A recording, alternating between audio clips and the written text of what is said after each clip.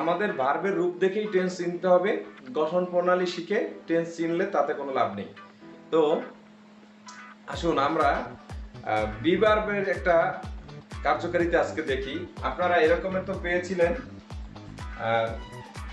একটি পেয়েছিলেন জিরান ING form. ING ফর্মটি কি ছিল? এটা এরকমের ছিল, গোয়িং, এবং সেটি ছিল নন ফাইনিট। এবারে আমরা দেখব যে এই নন ফাইনিট ভার্বকে কিভাবে ফাইনিট বানানো যায়। যেমন আমরা যদি বলি আই গোয়িং, আমি যাইয়া, আমি যাওয়া, এটা কখনো হয় না। অতএব এরকমের ইংলিশ কখনো বলবেন না। যদি দেখেন আপনারা যদি বলতে মনে চায় বলেন যে আই গোয়িং, মানে আমি কোন সময় যাইতেছি এটা আর বুঝাতে পারবেন না, কিন্তু যাইতেছি বুঝাতে পারবেন। তবে স্পিকিং এর সময় এই এরকম ভুল হলে কোনো অসুবিধা নেই। কিন্তু যেহেতু আপনি রাইটিং সাইডটাও আপনার ডেভেলপ করতে হবে, সেজন্য এরকমের ভুল প্র্যাকটিস না করাই বেটার।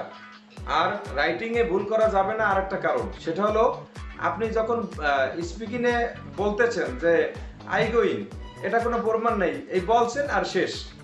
কিন্তু আপনি যখন লিখবেন তখন তো এটা প্রমাণ থাকবে। যেহেতু এটা প্রমাণ থাকবে, সেই প্রমাণ থাকা জিনিসের কখনো ভুল লিখতে নেই। আর স্পিকিং এ আপনি যদি আমাকে বলেন যে I going sir, I going, তাহলে আমি বুঝবো কিন্তু যে আপনি যাইতেছেন এমন কিছু বলতে চাচ্ছেন। আমার বোঝা ক্লিয়ার, দ্যাট মিনস আমাদের স্পিকিংও ক্লিয়ার হয়ে গেছে। ভুল হলে কোনো অসুবিধা নেই। কিন্তু রাইটিং এ এই ভুল মারাত্মক ভুল, যেহেতু রাইটিং এ প্রমাণ থাকে। অতএব আই গোয়িং কারেক্ট না। আমরা এই নন ফাইনিট ভার্বকে ফাইনিট ভার্বে রূপান্তর করব বি ভার্ব দিয়ে। বলুন কি ভার্ব দিয়ে? Be verb. যেমন এম, ইজ, আর, এরা ছিল প্রেজেন্ট ফর্ম। আমরা এই আইএনজি ফর্মের পূর্বে যদি এম, ইজ, আর এই তিনটার কোনো একটা দিতে পারি, অথবা ওয়াজ, ওয়ার, তাহলে এটা একটি ফাইনিট ভার্ব হয়ে যাবে। তো আমরা প্রথমে দেব প্রেজেন্ট ফর্ম এম, ইজ, আর, যার সাথে যা লাগে দিলাম। এখানে দিলাম এম, আবার দিলাম গোয়িং, এখানে দিলাম ইজ, এখানে দিলাম গোয়িং, এখানে দিলাম আর। আচ্ছা, আপনাদের মনে আছে আমরা সারা জীবনের জন্য কাকে দিয়ে দিয়েছিলাম? M K. আই এর সাথে স্যার। হ্যাঁ, এম কে দিয়েছিলাম। তাহলে আই এম গোয়িং, আমি যাইতেছি।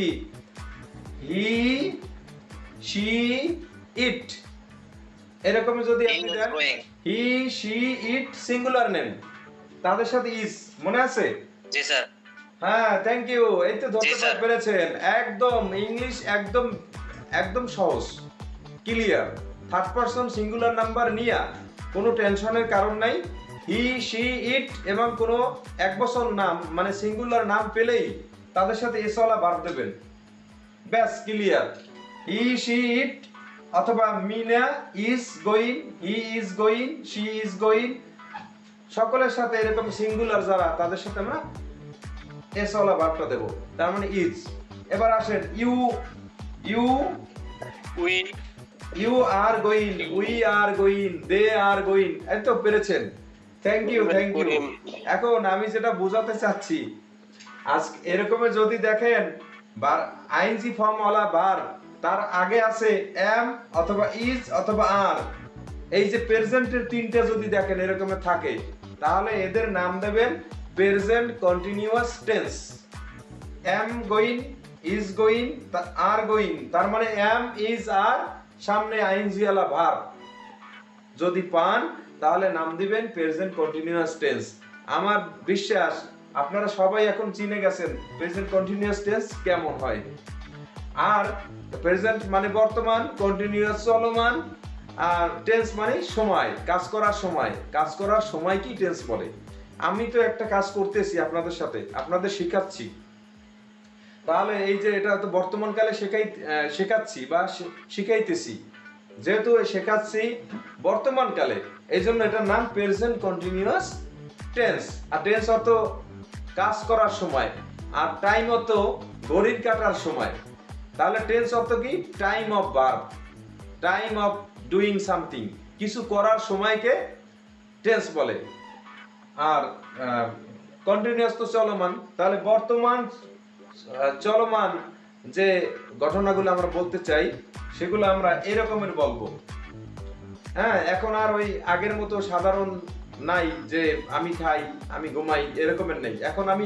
এখন হবে খাইতেছি, ঘুমাইতেছি, তারপরে যাইতেছি, লিখতেছি, পড়তেছি। এই যে দেখেন আমরা তেসি দিয়ে কথা বলতেছি। এরকমের যদি দেখেন এম, ইজ, আর প্লাস ভার্বের সাথে আইএনজি, তার বাংলা কিভাবে করবেন? বাংলা ক্রিয়াপদের শেষে যেই ক্রিয়াপদই থাকুক তার শেষে তেসি, তেসো, তেসে, তেসেন এগুলো লাগাবেন। তেসি, তেসো, তেসে, তেসেন।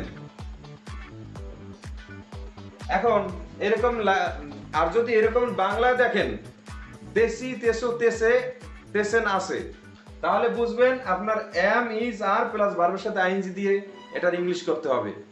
তাতে এম, ইজ, আর যার সাথে যারা লাগে দিয়ে দেবেন, ব্যাস ইংলিশ হয়ে গেল।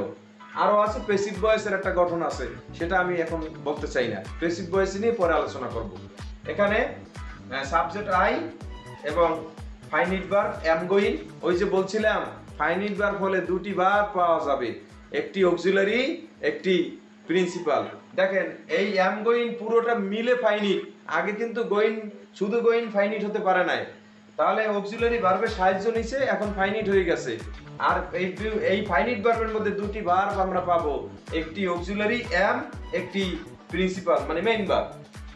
Is auxiliary, main verb going, are auxiliary, main verb going. এরপর আর ক্লিয়ার থাকতে পারে না আশা করি, থাকলেও থাকতে পারে, কিন্তু আমার যতটুকু সামর্থ্য রয়েছে আমি সেটুকু দিয়ে বোঝানোর চেষ্টা করলাম। একদম ইংলিশ পানির মতো একটা বিষয়। যদি বর্তমানকালে আপনি বলেন আমি যাইতেছি, খাইতেছি, ঘুমাইতেছি, খেলতেছি, পড়তেছি, সবগুলোর ইংলিশ করবেন এরকমের এম, ইজ, আর প্লাস ভার্বের সাথে আইএনজি দিয়ে।